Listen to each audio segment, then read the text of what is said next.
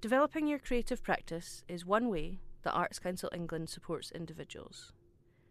This short video will give some top tips to think about when you're ready to draft your application. It probably makes most sense to watch this when you're already familiar with the guidance. It's also a good idea to take the quiz called Am I Ready to Apply before you start to draft the application, and you'll find this on our website.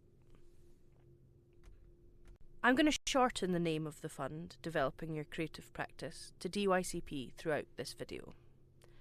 So what does the video cover? Well, first off, we'll consider some general top tips for DYCP. Then we'll look at the 3 main questions on the application form. And we'll finish with some key tips for answering these questions. So let's start with top tips. We've got 8 to consider for DYCP. The first top tip is to remember that DYCP isn't about delivering a project or doing more of the same in your practice. Instead, it's about making a meaningful shift in your work. Obviously, your career is going to develop with small changes over time, and often those small steps have immense value as they build up. But the purpose of this fund is to support really bold, ambitious change at a specific point in time that has a realistic chance of being achieved. So I tend to think of DYCP as a fund that exists to support those really rare moments in life when this is the case and everything seems to come together. Top tip number 2. Strong applications provide really specific detail and they allow your personal voice to come through. So it's best to avoid broad, general statements. It's really important to be able to picture you and your work clearly when we're reading your application. Some people are starting to use AI to help their applications, and this can be a really helpful tool to help you organise or streamline what you're writing. However, we have also noticed that AI can lead to applications having similar sounding language rather than being unique. So, if you do decide to use AI, here are some top tips. Sometimes AI seems to flatten out individuality. So if you're using it to write your application, try to make sure that it doesn't remove your personality. Use language that's natural and relevant to you. Don't feel that you've got to change your language in a way that doesn't feel authentic. You really don't need to use jargon or complicated language. Don't be tempted to let AI overshadow your own way of expressing yourself. Consider whether your application clearly expresses your unique idea. And on a really practical note, just be cautious of using AI systems that retain users' information. Some platforms use information to train commercial technology companies' models. You can find out how your data is used by reading the terms of service of individual AI tools. And also, remember that you are accountable for what you submit to us. So the ideas you propose should be your own original ideas. Top tip 3. Make sure that your activity plan includes enough detail to give us a clear sense of what you want to do. The strongest applications include enough detail to bring the project to life and to show that it's realistic you can achieve it. You can add as many lines to the table as you need, but some people I've spoken to find it useful to start by drawing their timeline. Or one example someone gave me was that they use post-it notes so that you can rearrange them in different orders. And that way your mind doesn't get trapped inside a table format right from the start. Another useful tip someone shared with me is to start with the big milestones in your project. So what are the key things you want to achieve and when do they have to happen? And once you've got those in place, you can work backwards to fill in the detail. What do you need to do in order to achieve those key goals?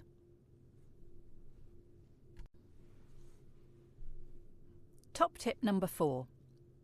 Make sure that your budget is as detailed as possible. Expenditure is particularly important for DYCP. This is the money that you plan to spend to develop your practice. The strongest applications use the budget to help tell a story about your development. Each line of what you spend shows what your plans are. When I see a strong application, I can actually often get quite a clear picture of the development an applicant is planning just by looking at the expenditure.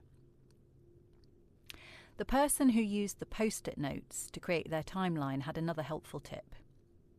They looked at each post-it on their timeline, and then they used that as a guide to think about what they need to spend. So this can help you to build your budget lines more naturally.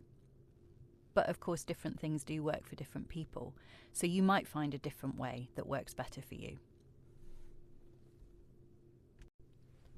Top tip 5. We ask you to attach an example of your work. If you're not sure what to include, it might be helpful to imagine you're introducing someone to your work for the first time. What would you show them or play them? What's the best way to illustrate your work or describe it? And think about the format that best represents your work. Is it a video, a document? Is it photographs or images? Maybe it's audience or media comments. How would you give someone a clear sense of the kind of work you make? Top tip 6. We ask you to attach a letter of support. And we've heard from many applicants that we could explain this more clearly. So here are some tips. Make sure the letter comes from someone who's been involved in your career and knows your work. It's important that they understand what you want to do and that they can explain the future opportunities you'll get because of doing it. A strong letter of support can demonstrate both the value and the quality of your work, as well as explain the significance of the development opportunity and talk about the doors it could open for the future. Make sure it's clear who the letter is from so we understand their relevance. We often see applications where the letter of support doesn't explain the relevance of the person writing the letter, is from a friend or a relative, doesn't cover what you're applying for, or doesn't cover the future opportunities it might lead to. And these things can make your application weaker. So give your letter of support some thought and ask for it early on when you start to build your application. Top tip 7. On our website, there is a DYCP quiz which has 7 questions. It's called Am I Ready to Apply? It helps you understand if your idea is the right fit for the fund and if it's developed enough to have a strong chance of receiving funding. When you take the quiz, if you give an answer that suggests we can't fund your idea, you can still continue answering. And this could help you to understand what you need to do to prepare before you make the application. It's anonymous, and you can take the quiz as many times as you want. It's a great tool to help you understand whether the idea is developed enough to have a chance of being successful. Top tip 8. Before you submit your application, share it with someone you trust to see if it reads clearly. Now, this works best if you trust them to be honest about things they don't understand, and if they trust you enough to ask questions that might seem obvious to you but might not be clear to a grant decision panel. Never underestimate how helpful it is to have a second opinion to help you focus in on making your application as strong as possible. Okay, so now we'll take a look at the 3 main questions in the application. The first big question focuses on your work. It asks, tell us about yourself and your creative practice. This is a section that helps us to understand if you're ready to benefit from a development opportunity and whether you can demonstrate a clear track record. Top tips for this part of the application are to clearly describe your practice and include important milestones. Describing where you are now in your career is going to help to evidence why a development opportunity is important to move your practice forward. There are some things you can think about when you're answering this question. the focus of your artistic, cultural or creative activities, your main creative achievements to date. So you might want to think about exhibitions, productions, publications, recordings, any important commissions that you've received, or important pieces of work that you've completed. If you've worked with any established creative or cultural partners, or any other information that's relevant to your track record. Overall, it's really helpful in this section to think about whether you've shown that you're ready to benefit from a development opportunity. The second big question we ask you is, tell us about the development opportunity you want to undertake, what you hope to get out of it, and how you will go about it. This does feel like quite a big question, and it can feel challenging to know where to start. 3 things to remember: include detail about the idea, be ambitious, and show that your idea is realistic and well planned. Weaker applications often have really ambitious ideas, but it isn't clear how they'll be achieved or whether they're realistic. People who have applied previously with strong applications say that a good approach can be to break this down into smaller chunks or steps. So, you might want to think about the question in 3 parts. Part 1. What is the development opportunity you want to do? So, think about whether you can describe the activities that you want to do. For example, building new networks to present your work in the future, being mentored by named experts in your field, or identifying specific courses or training. Top tips for this section are to focus on your practice rather than a project. You can outline what the activity is in detail, and if travel is part of the activity, make sure that you describe what's going to happen and why it's needed. The second part you can think about is, what do you hope to get out of it? So can you explain, for example, why you want to join a particular network? What are the benefits of that? Is your activity ambitious?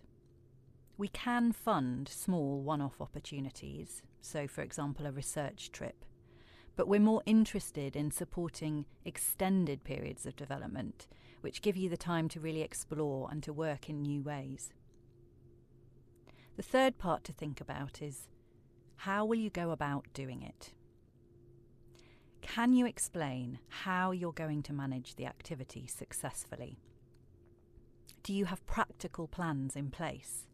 For example, do you know what steps you need to take to access the network that you want to work with? Have you already asked mentors if they'll be involved? Have you identified any specific training or courses? It's worth remembering we can fund residencies if the experience is tailored to your development, but it might weaken your application if the residency is quite generic or off the shelf. When you've written a draft answer, remember that previous applicant's top tip. You could ask someone to read it and ask you questions about the things that they don't understand.